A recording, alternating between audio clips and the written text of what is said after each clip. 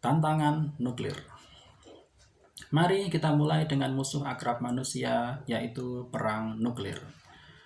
Ketika iklan Desi ditayangkan pada tahun 1964, 2 tahun setelah krisis misil Kuba, pemusnahan nuklir merupakan ancaman yang gamblang. Para pakar dan orang awam sama-sama takut bahwa manusia tidak memiliki kebijaksanaan untuk mencegah kehancuran, dan bahwa hanya masalah waktu perang dingin menjadi perang terik.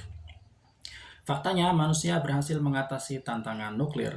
Amerika, Soviet, Eropa, dan Tiongkok mengubah cara geopolitik mereka yang telah dilakukan selama ribuan tahun, sehingga Perang Dingin berakhir dengan sedikit pertumpahan darah dan tatanan dunia para internasionalis yang baru memupuk era perdamaian yang belum pernah terjadi sebelumnya. Bukan hanya perang nuklir yang dicegah, tetapi segala jenis perang juga menurun.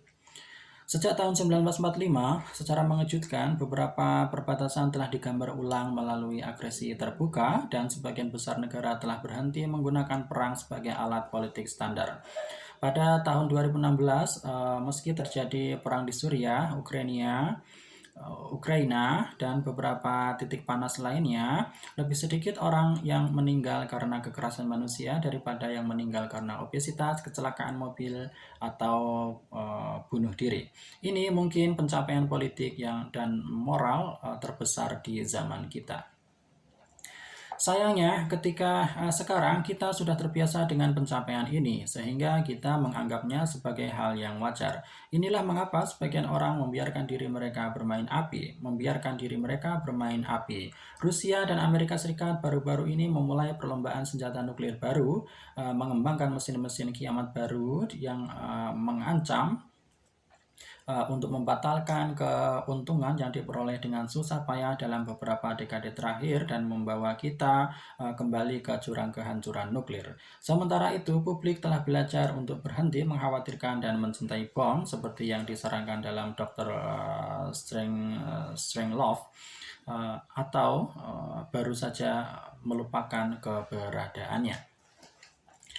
Jadi, perdebatan Brexit di Inggris, kekuatan nuklir utama berkisar terutama pada seputar masalah ekonomi dan imigrasi. Sementara kontribusi vital Uni Eropa terhadap perdamaian Eropa dan global sebagian besar telah diabaikan. Setelah berabad-abad pertumpahan darah dan yang mengerikan, Prancis, Jerman, Italia, dan Inggris akhirnya membangun mekanisme yang menjamin harmoni benua, hanya untuk membuat publik Inggris melempar kunci pas ke dalam mesin ajaib. Sangat sulit untuk membangun rezim internasionalis yang mencegah perang nuklir dan menjaga perdamaian global. Tidak diragukan bahwa kita perlu menyesuaikan rezim ini dengan kondisi dunia yang berubah. Misalnya dengan tidak terlalu mengandalkan Amerika Serikat dan memberi peran lebih besar pada kekuatan non-barat seperti Tiongkok dan India. Tetapi meninggalkan rezim ini sama sekali dan kembali ke politik kekuasaan nasionalis akan menjadi pertaruhan yang tidak bertanggung jawab. Benar, di abad ke-19 negara-negara memainkan permainan nasionalis tanpa menghancurkan peradaban manusia. Tapi itu di era pra-Hiroshima.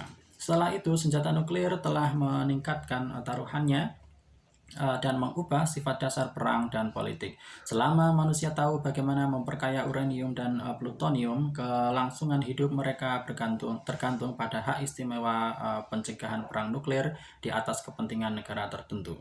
Para nasionalis yang menggebu-gebu berteriak, "Dahulukan negara kita," harus bertanya pada diri sendiri apakah negara mereka dengan sendirinya tanpa sistem kerjasama internasional yang kuat dapat melindungi dunia atau bahkan dirinya sendiri dari penghancuran nuklir.